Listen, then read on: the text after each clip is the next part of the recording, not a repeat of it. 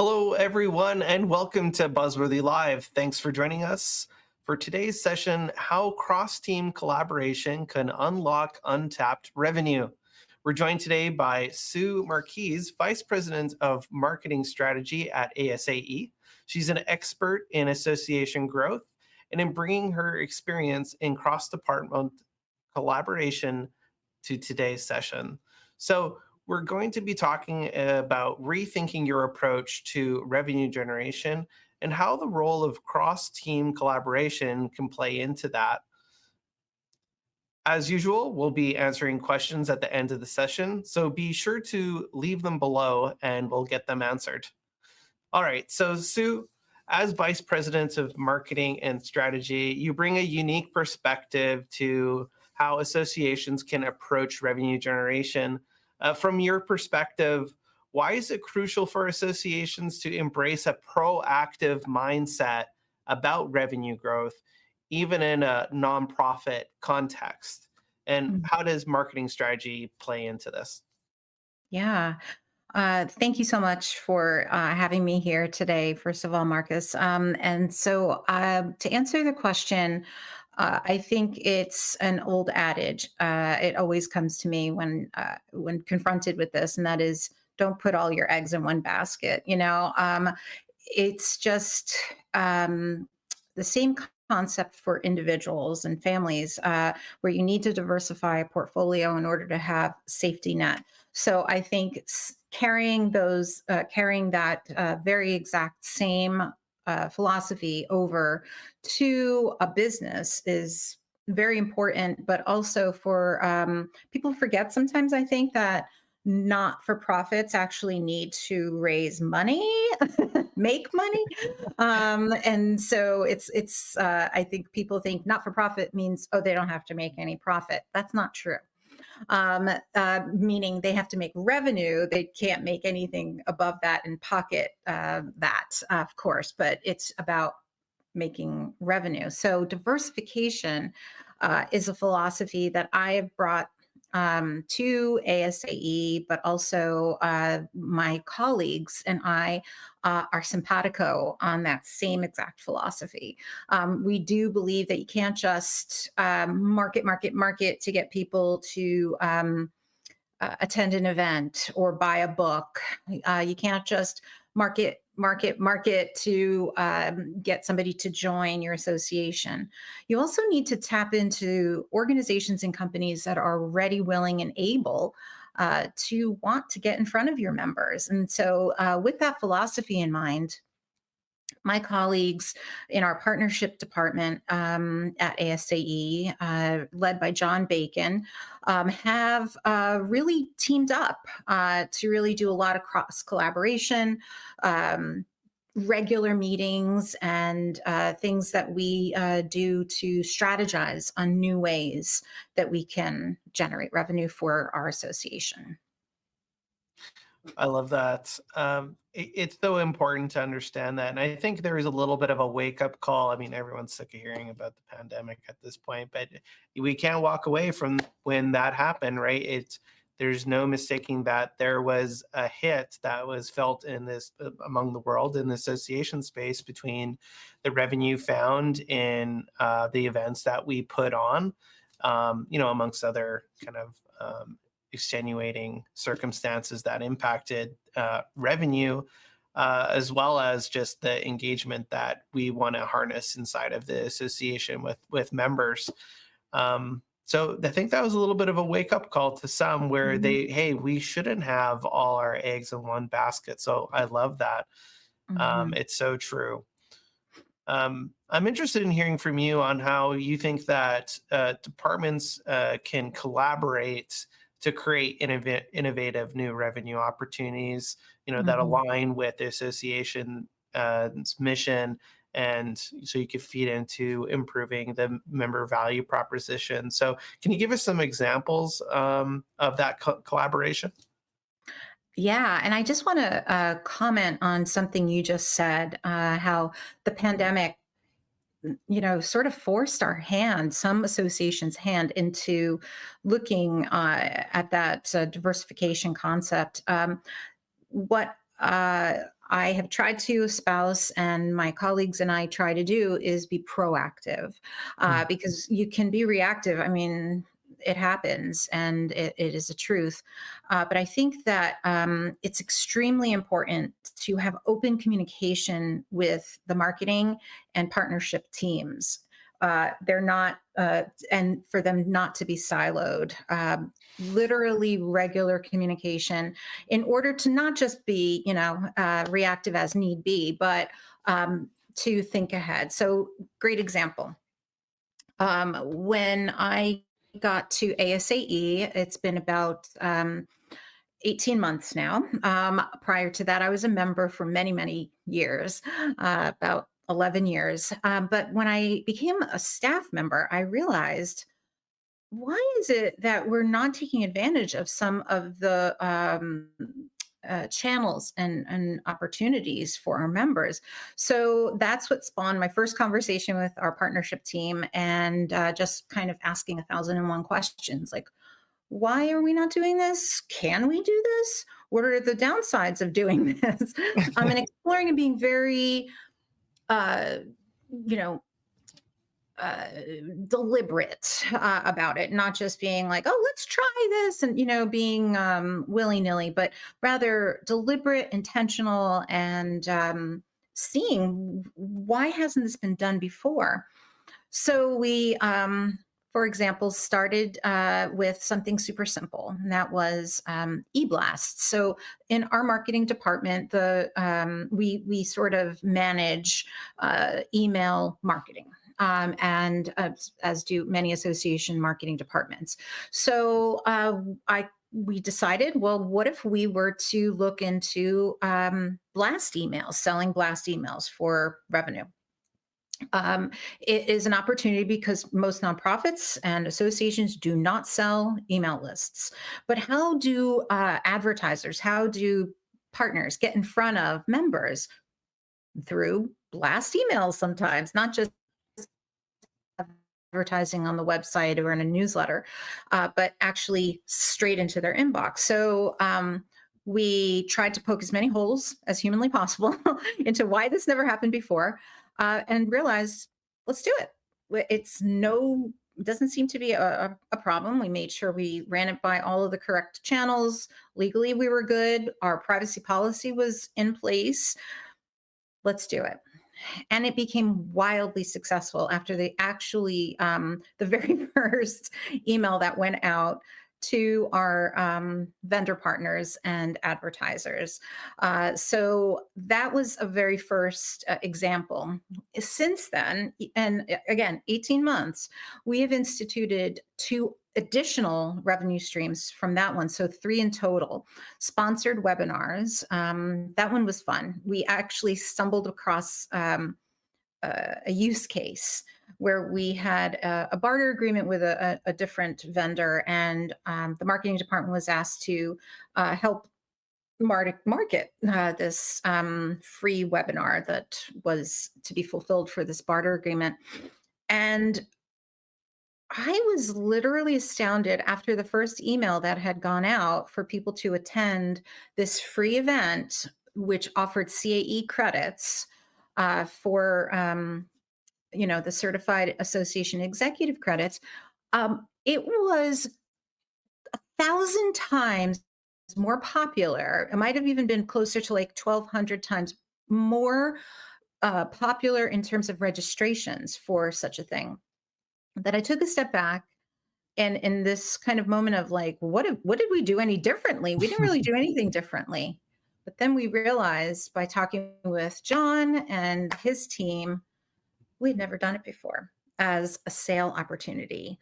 So how about, let's put together a sales sheet and let's float that out there and get it going.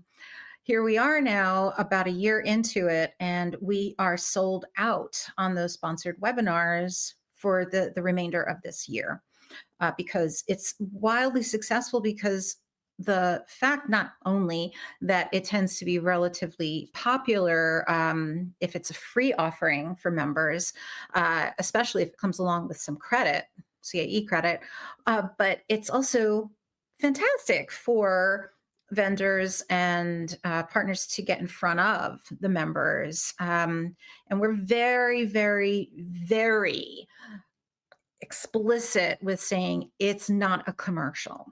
It has to be educational. You will not, I mean, we can't jeopardize the opportunity to offer educational credit hours or CAE credits, So because of that, it's not it's not a glorified advertorial. It's actually something content, substance, and content marketing and partnership in that sense is how we've built it, is going hand in hand like that. So I think that's a great example of what experimentation can really yield, and not being too caught up and trying to make the most picture perfect plan and spending 12 months, running all sorts of analysis on, is this a great idea? After doing the taking care of the responsibilities, to be able to lay it out in a manner that is going to be fruitful for members, as well as cover the boxes that you need to be responsible in the way that you roll out a new initiative. Look what happened, right? You created a real win-win situation for everybody involved. And I also love just this approach of, hey, let's take people from industry and try and put together something that is interesting for members. Because again, Mhm. that creates that win-win situation where we're diversifying our revenue beyond just membership dues, because we all know what can happen there, Yeah. as well as giving something that members are looking for, which actually ends Mhm. up being like a very interesting conversation that I've had with folks, is that there's this question of, do members want this? And I always try and remind them, like, hey, where does innovation and technology come from? And and Mhm. and what do professionals in many different fields kind of require as their jobs evolve? Well, that's new technology and new innovation. So Mhm. is like you well said there, as long as this isn't just like, hey, for $5.99 you can get the best widget, the best widget, and they're actually conveying some sort of competency in a topic, then it's a real win situation for everyone. Absolutely. I think people are content hungry, and it is not just about uh, the credits. It's really about how they could implement that later on, too. So that's a very important factor when working with a partner to say, for example, whether they're sending out a blast email or putting on a webinar, is to drive that home. Our members are content hungry, and they really want to learn something, and they really are not just doing it just to get the whatever in their bank of credits. It's really for implementing immediately. That's extremely important, and we are really good about passing that along to those advertisers and partners. So, yeah, I think that that's where we start, is not just uh, the the the content itself, but it's what our members need and what they're asking for, that we try to also then go out and seek that too, proactively seek that. I wonder, Sue, do you think that there's any lessons that could be learned or shared from you? I don't want to lead you too much here. As far Mhm. as what the nonprofit space is doing to try and generate revenue, diversify revenues, is there any kind of fundamental lessons you think nonprofits can responsibly, learn from and perhaps take action on? Mhm. Yeah, I think it's similar to, I mean, I don't have any substantiating articles that I could share at the moment off the top of my head. But I know that HBR has really addressed some of that in terms of that portfolio diversification for companies, especially nonprofits. But I think that there is something that I would recommend, and my recommendation is to take a look and audit what you do have to offer already. Uh, Definitely, and this is for an incoming marketing executive or someone who's been there for years. I think that there comes a point in which we all as professionals owe it to our association to take that step back, audit, and see where is it that we can innovate. Innovation will not just help the association to bring in maybe new technologies and new things that are offered for our members, new programs, but I think it's about the fact of it, retaining and attracting new talent even to the association. So my suggested template would be to audit what you have, collaborate with your different departments and team members, to beta test. If you have some innovative thoughts, ideas, want to try it out because you heard it on this podcast, whatever. And make sure that that you run it by legal. If there's any kind of things that need to be considered, that might be any different for your association versus anyone else's. And then try it and pivot, right? So I think that it's a relatively simple formula. If you try it, there are some sunk costs, people's time, perhaps number of emails that are sent out, whatever those sunk costs may be. In the end, you can then evaluate, analyze, and see if it's really worth it. And what are those residuals that would come out of it?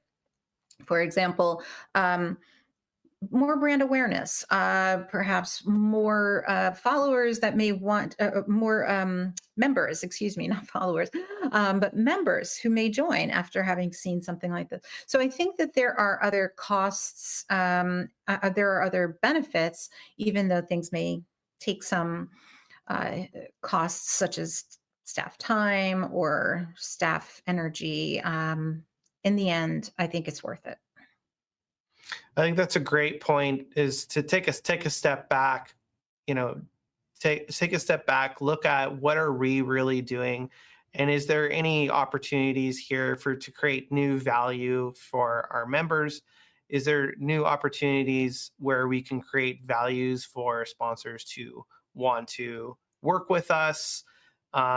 And from there, you can go and you can create a strategy that is furthering your mission while providing a strong value proposition to your members, while potentially, finding new opportunities for revenue.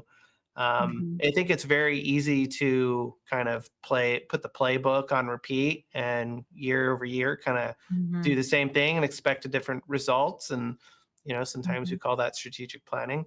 But um, being self-critical is kind of Yeah. my takeaway from that, and not being Mhm. afraid to experiment. So Mhm. I guess just to further that point more, I wonder just if you have any kind of final thoughts on this kind of theme that we're unraveling around experimentation, and just how folks can use experimentation. Perhaps some advice you could give for folks listening on using experimentation to untap some of those growth opportunities. Mhm. I don't take myself too seriously.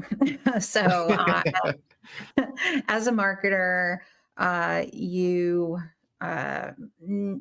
want to try and strive for continuous learning. It's an opportunity to get bigger and better for your goals, or forward your goals even more. So experimentation definitely comes with some humility, to your point earlier, that you need to sometimes look at yourselves and question. So yeah, experimentation. There's so much to be said about that, just in a fundamental way about marketing. But then to also realize it's about the outputs, right? So how people are then accepting it. So it might have been something that might not have flown really well 10 years ago, but oh, this is what we've been reading. This is what we've been hearing. Maybe we should try it. And it could actually blow your minds, right? And turn into something um, that's worthy of more than just a beta test. It could go further. So yep, it's risk taking 101. But I do think that it will be it'll open minds and potentially pocketbooks by vendors and advertisers if you do try to take those chances and think differently. Amazing. So we covered a lot of information. I would love to turn to the audience and put forward some questions. What do you think, Sue? Yeah, absolutely. Happy to do that. Awesome. So we got a pretty great question here. What if Mhm. there is hesitation to change the approach to revenue generation? What are some ways to overcome that internal resistance? Mm. Yes, that happens. I think by presenting something as we need to change this is one approach. I don't usually take that approach. I usually like to offer a beta opportunity. You can do a little homework, audit what some things are being done, what you're not doing.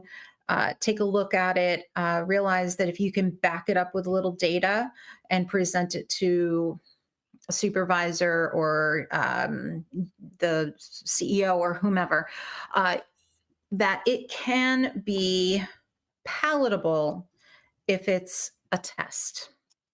I always always encourage that.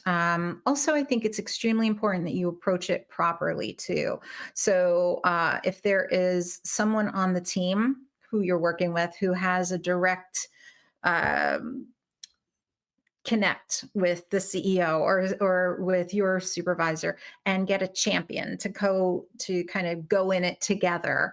And that's where we started that conversation, Marcus, with the collaboration concept, right? Collaborating can actually help bolster things, whether it's for a person's personality, who knows how to really kind of sell it, but it's also for the opportunity that two people or two departments believe in something. It's not just you, yourself, and you. So I think that it's extremely important to take this approach with let's test it. If we're wrong, we don't do it. And owning it, and then saying, okay, well, here's how it worked. And we really, really want to move forward with it because if there's evidence and if there are whatever the metrics are, nobody's really going to push back on that. Right. So I think that it's a matter of trying, anticipating success, but dealing with failure if that's the case. I think that's really great. If if you're someone out there that feels like you have an innovative idea, you kind of have to respect that. You think you have an innovative idea, but can you find one other person in your organization that can buy into your concept? And with being as part of a team, it's just going to come more compelling than perhaps you on your own. So I Mhm. really love that advice. Mhm. Yeah, We we have another question here if you're up for it. of course. Yeah. All right. So this one is many associations report that companies can effectively reach and teach members on their own, competing with associations. How can associations attract these companies to collaborate with the association as a sponsor? Oh, that's an Mhm. interesting one. So I guess there is that the first part of that question sounds like, that a lot of associations need to maintain integrity of education. That's what came through to me. Like a lot of associations grapple with that. Like we're the only ones really who can teach it, right? So I think that is for real. I had dealt with that in my past association experience too. It was scientifically based, and there was concern about bringing anybody who was not an applied scientist to educate the members. However, when you put in a rigorous process for, let's say, a sponsored webinar or even an article in your magazine, and there's rigor and buy-in from the membership or SMEs who are part of your membership, I think that is very important. That is a little bit of homework that your partnership and marketing teams have to work on together, so that it's, again, not an advertorial. You really want to make sure that it is up to standard, that the association can get behind. That's one thought I had when you read the question. The other thought then is, how do you attract other sponsors? How do you attract them then, right? So I think it's with relationships, where your partnership team or your marketing team, whomever, advertising team may have relationships, and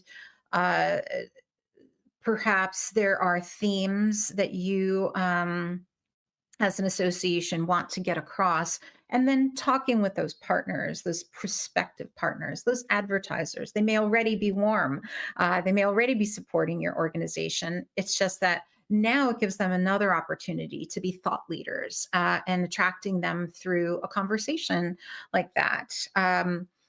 You, of course, can do it through face-to-face meetings on your trade show floor, or so many other means. I could start, riffing on that, but I won't. But I think that just a couple of examples how you can attract. I think it's really about that connection, and it's about really driving home the fact that this has got to be really approved content, right? This is not an advertorial, and having that frank conversation from the beginning. We don't got too much time yet, but we have another question that came in, and it's really about balancing both member expectations and the need to generate revenue. Where would be a good place to start when trying to strike a balance between these two? The member expectations, was it? And Yeah. then If you have um, any tips on balancing member expectations with the need to generate revenue, is there a good place to start when trying to strike a balance between those two? I think asking your members.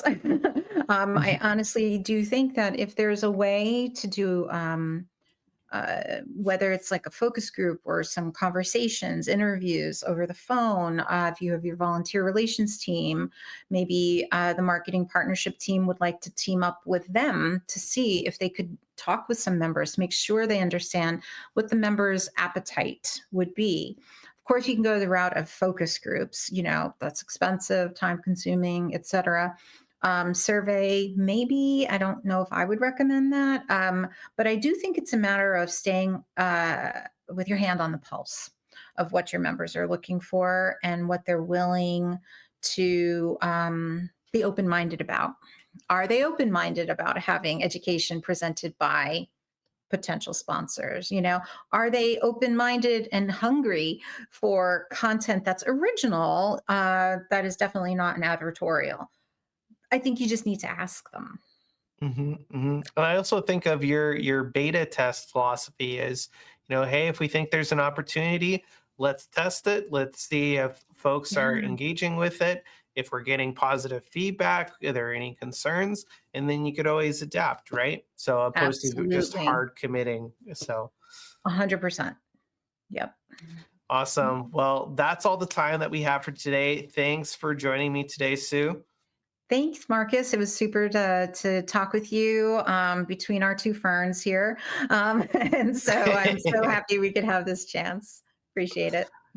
What would be the best place for folks to connect with you if they wanted to ask you any questions? Email's the best for me. I believe you have it on the screen. Yep. That would be the fast track to reach out if you have any questions. If anybody wants to run something by me, I love to help my colleagues and brainstorm. So that would be the best thing. Amazing. All right. Thanks to all our viewers for joining us today. If you want to learn more about empowering your association for growth, check us out at workerbee.tv. Have a great day, and we'll see you next time on Buzzworthy Live. Goodbye, everybody.